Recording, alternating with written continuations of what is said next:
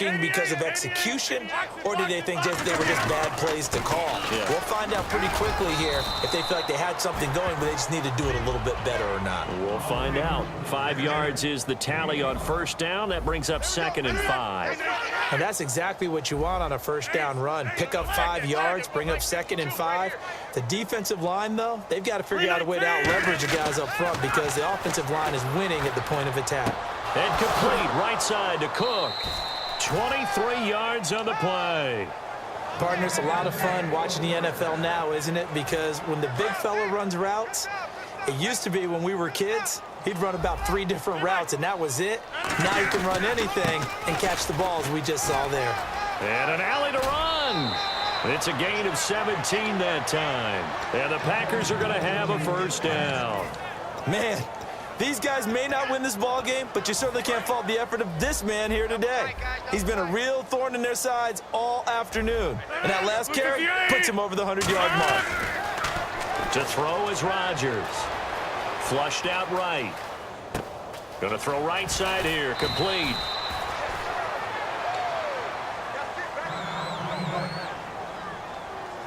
So after that big play, let's see if they can catch their defense maybe on their heels.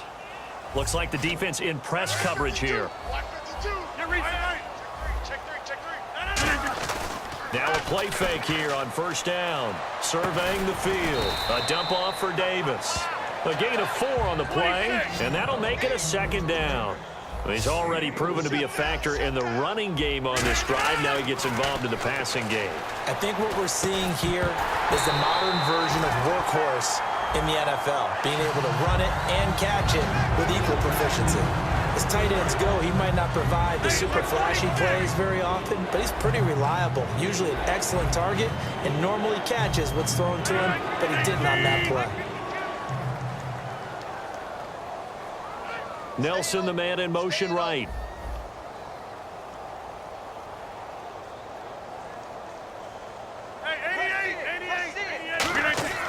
Throwing is Rodgers on 3rd down. And Rodgers intercepted a 3rd time. Picked off by Barry Church. And he will bring this all the way back out to midfield. Now we take a glance at the offense as they work their way back out for their first possession of the second half. And they will simply, Charles, be looking to duplicate what they did last drive when they were able to push it in for 6. And they hope it'll be that easy, right? To be able to take exactly what happened before, replicate it. They may have to make a few additional changes along the way because I'm sure the defense will make some adjustments, but they've got to have great confidence having scored the last time out. In order to play really good run defense when you're playing a 3-4, those 3 guys up front, the nose tackle and the guys they call the defensive ends, they're usually big, big people because they're going to have to eat up a lot of blockers because it's usually 5 on 3. And when they do their job well, guys who play on the inside, those inside linebackers, they're able to just roam and hit. From the midfield stripe, they'll look to throw. And the hit jarred it loose. It's incomplete. Looked like they had an opportunity for a big play across the middle, but he didn't have the concentration or the focus necessary and dropped it before he could haul it in.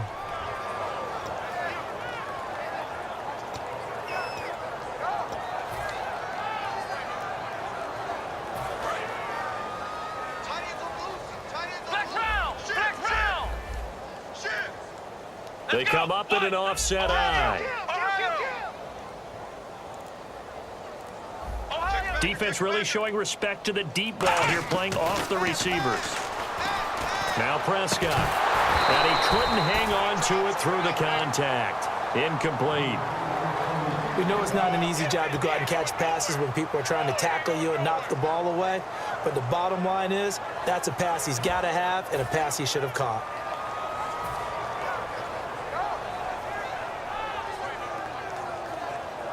Out now comes the Cowboys punter. He'll boot it away from about his 35. He gets this one away, and boy, it's another boomer. And that is much too long. That's into the end zone for a touchback. And Green Bay getting ready to go as they take the field. And 3 interceptions in this game. And I would have to think, I wasn't a quarterback, but number 4 is kind of, oh, you're like, oh, man, I can't throw 4. No, what's interesting is, what do the coaches decide to do now? Having thrown 3, do you alter your offensive strategy? Do you take the ball out of his hands and maybe turn to the running game? Or do you have that supreme confidence that he's going to turn things around? We'll see what they do. It's a gain of 15 that time, and it'll be a Green Bay first down. So many times you hear today's NFL described as a space game. Get your best players into space with the football in their hands. That's why sometimes you just swing it out to your runner, get him out in the flat, and let him have a chance to make people miss an open field.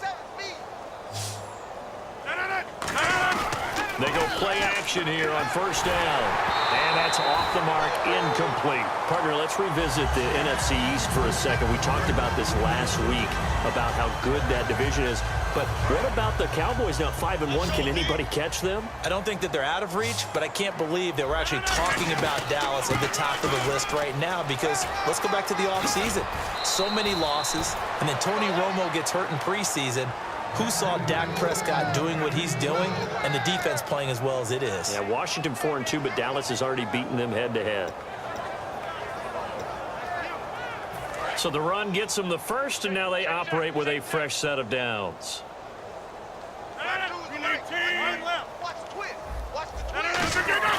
On play action, and under a heavy rush, and down he goes. Anthony Hitchens, the outside linebacker, drops him for a loss of 6. Now, we talk about players blitzing all the time. I often laugh and sometimes call it just straight-ahead pursuit. What a running start right back to the backfield for him. Yeah, it really didn't give anybody a chance to get up there and stop it. No, I mean, that's really, really difficult. You're asking a whole lot anyway, but when he gets that kind of a start and comes through clean, oftentimes the advantage definitely goes to the defensive player.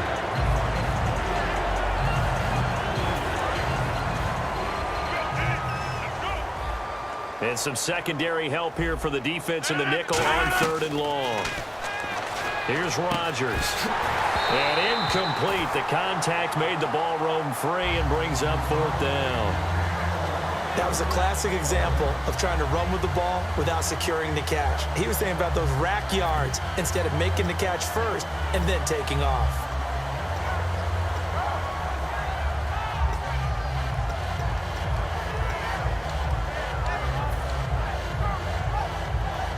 I guess they figure they got to start taking some chances. Here's a big one in this 3rd quarter as he'll go for it on 4th down. Easy. Over. They'll come out in the pistol. Again, we'll see the pistol here.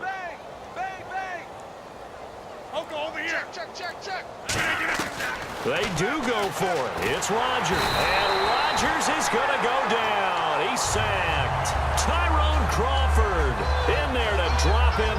And it'll be a loss of about 8. And out now come the Cowboys.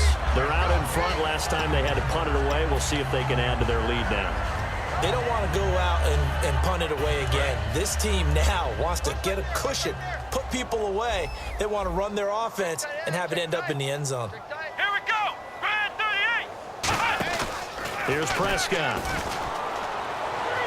His throw incomplete. He was trying to hit Darren McFadden out of the backfield, and that'll bring up 2nd down.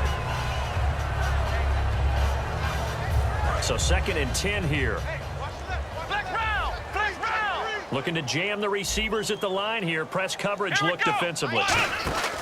Now the backup, Darren McFadden. And able to push his way forward here for a good little gain. They get 6 here after the incompletion, and it'll leave them with a 3rd and 4. You know how we get focused at end of the half and end of the game situations about how much time's on the board and, you know, what you need to do? Sometimes you don't even have to worry about that. That's just smart football. You know, that kind of a lead, staying in bounds, it burns clock, even in a situation that we're not really focused on. And he couldn't hang on to it through the contact. Incomplete. It looked like they had something there, but I think that he was thinking about running with the football before he actually hauled it in, and that led to a big drop.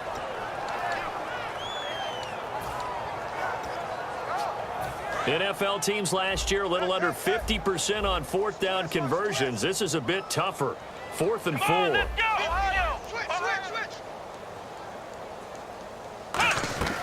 He'll look to throw. Into double coverage, and it's intercepted. Picked off by the Michigan man, Jake Ryan. And they have the football and will set up shop at the 33-yard line. And Green Bay getting ready to go as they take the field. And this offense last time turned it over, went for it on fourth, didn't get it. They're lucky, though, because no points against the team on the board, but we'll see how they respond. Yeah, they've got to get a lot of credit to their defensive teammates, don't they? They had their backs on that last series, and because they did so, that allows the coach to still stay aggressive on offense and maybe go for it again in a similar situation. I was going to say maybe makes that offense feel good, but when you know you've got a defense making stands like that. Yeah, that'll loosen up things a little bit, won't it? Maybe you'll play a little bit better the next time you have the ball. And he will lose yardage here to the 31-yard line. It'll be a loss of a yard, and that'll bring up a 3rd and 11 situation. We just saw another example of how the defense is winning this game. Really at the point of attack, the offensive line's just getting pushed around. I think now as a play caller, you've got to give them a little bit of help. Maybe keep your tight ends a little bit more.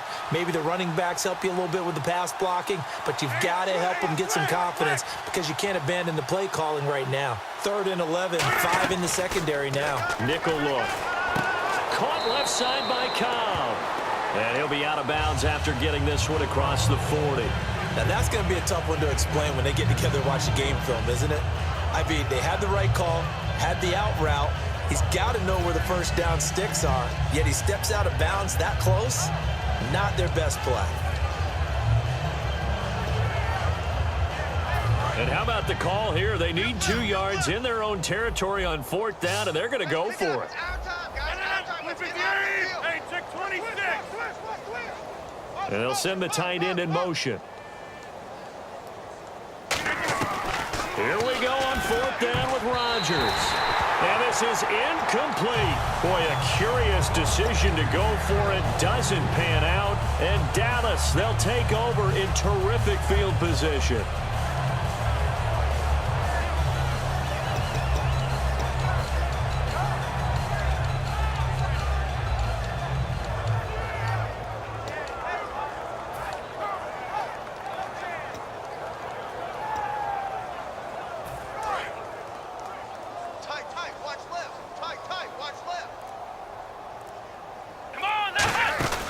They'll try and get the running game going with Elliott. And he is swallowed up right at the line of scrimmage.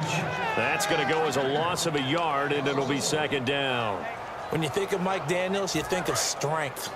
Hard to knock off the football, but surprising quickness and ability to move and evade people. How about that play there? Well, he can squat 600 pounds, so that's how he caught people's attention coming into the league, and he caught our attention right there.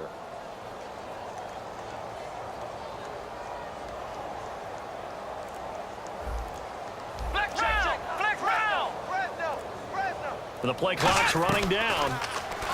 They'll drop to throw. And he finds his target, Terrence Williams. It'll be a gain of 9, and they're going to face a 3rd down. I know many people like to throw to the tight end, maybe in a little flexed out position because he creates mismatches with his size. But slot receivers do the same thing with their quickness, their speed, and their route running savvy. They get the completed pass, but still have more to go here on 3rd down. They'll try and run for it with Elliott. Now that play is blown up, losing yardage back at the 35. Back now in Arlington. A lot of happy faces in the crowd at this point as their guys have a big lead here to start quarter number 4.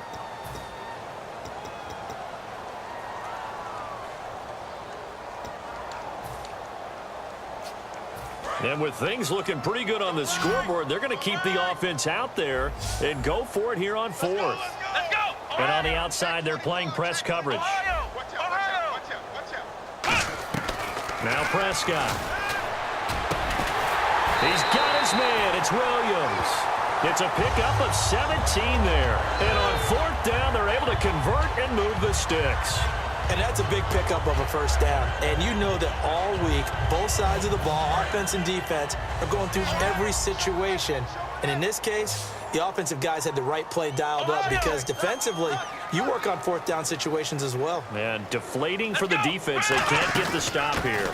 Now it's the Florida Atlantic alum. This is Alfred Morris. It's a 7-yard carry to set them up with a 2nd and 3. I know that every now and then we get in those meetings with coaches, and you almost want to roll your eyes when they talk about staying on schedule when they're moving the football.